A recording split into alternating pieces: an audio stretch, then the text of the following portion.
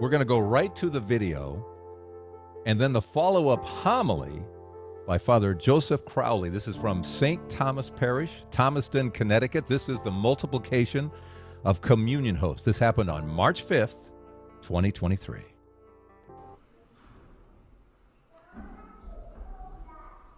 We had something happen.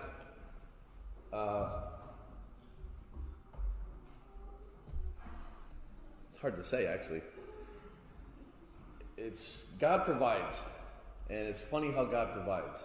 And sometimes it comes in a weird way, in a mystical way, in a strange way. And one of our Eucharistic ministers was running out of hosts, and yet they didn't. And suddenly there's more hosts in the Ciboria. Just God duplicated himself in the Ciboria. It's God provides. It's strange how God does that. And it happened, and it was noted by one of our Eucharistic ministers that was giving out communion to you guys today. It's really, really cool when God does those things. And it's really, really cool when we realize what he's done. And it just happened today. Very powerful, very awesome, very real, very shocking, but also it happens. It happens. And today it happened. Where they were running out of hosts, and all of a sudden, there were more hosts just were there. So today, not only do we have the miracle of the Eucharist, we actually had a bigger miracle. It's pretty cool.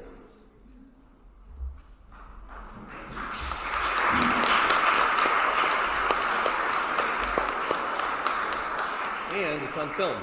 So this is taped. This is actually taped, and we're going to see this again and again.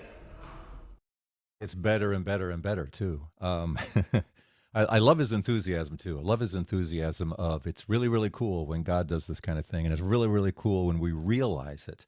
And it's all in the moment. He made the right choice in the moment of saying, this is what just happened. It's very cool. And this, again, is St. Thomas Parish in Thomaston, Connecticut. And this is the parish where Father Michael McGivney served for so long, the founder of the Knights of Columbus, from which Men's Morning Light does bubble from, right? So in this 3-year period of Eucharistic revival, what is stronger?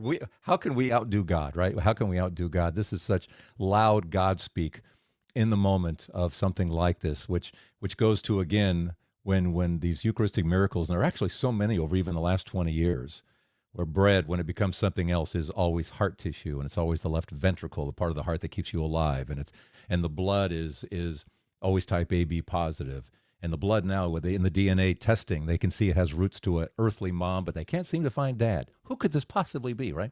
So this is very, very cool. So we're going to go back to Father Joseph Crowley once again for part 2 of this. So this is a follow-up homily, which gives us even more information about this possible Eucharistic miracle and the multiplication of the Eucharist.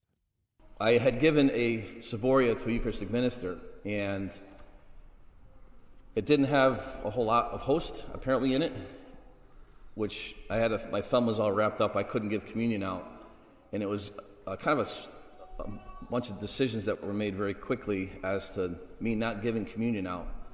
And the individual was in an area, it took a spot that was very populated by you folks, and there wasn't enough host in the Ciboria.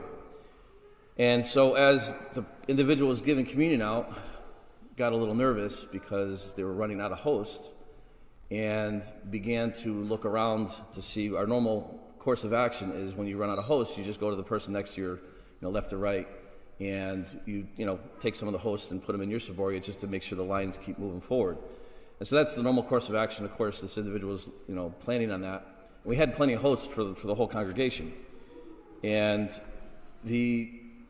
as time went on, the hosts were being distributed, and then all of a sudden the individual looked down, and all of a sudden there's more hosts in the Ciboria, and kept giving the host out. There's even more hosts in the Ciboria, kept giving host out, and there's even more hosts in the Ciboria.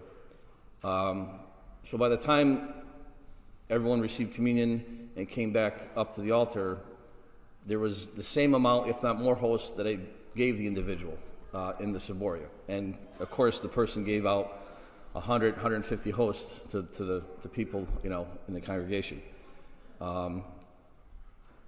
So what happened is our Lord multiplied himself, is what happened. It really was a very cool miracle. There's no doubt. I have no doubt. I know what I gave the person. I know what returned, and it was very obvious and plain to me as to what happened. I also only had a minute to figure out what to say or to say anything. And so after I received the host, I had 1 minute literally to figure out whether to say something or not say something. And I'm glad I did. And what's funny is the individual, afterwards, I'm like, I wasn't sure what to say. I wasn't sure to say anything. And had said, Father, it wasn't for me and it wasn't for you. But it might have been for someone out in the pew or someone that was on film that needed to hear this. And it's true. I haven't been praying for anything like this. The individual hasn't been praying for anything like this. I've heard of this happening. I don't know of any person out of my 20 plus years of dealing with the church and dealing with the seminary, dealing with hundreds of priests, thousands of people, many, many bishops. I knew that the Lord can do anything. He does all things. For nothing is impossible for God. But I never heard of anyone actually being able to pinpoint something as we were able to pinpoint something, pinpoint this particular situation. There's many times I've given communion out, and perhaps the Lord had done this before, where you just give communion out and all of a sudden there's plenty of hosts and you just keep going. But to have it be made aware is part of the miracle. There's 1,000 circumstances that could have taken place, but those circumstances took place, and that way I was able to, in that 1 minute, figure out to say something, not say something. In 1 minute, I was able to say, you know what, there's nothing telling me not to repeat this, so I'm going to repeat it, and that's kind of what happened. And I think our Lord gave us one of the best moments of reflection for this Lent, about himself, about the Eucharist. What we do here every day in Mass is not, this isn't like a play.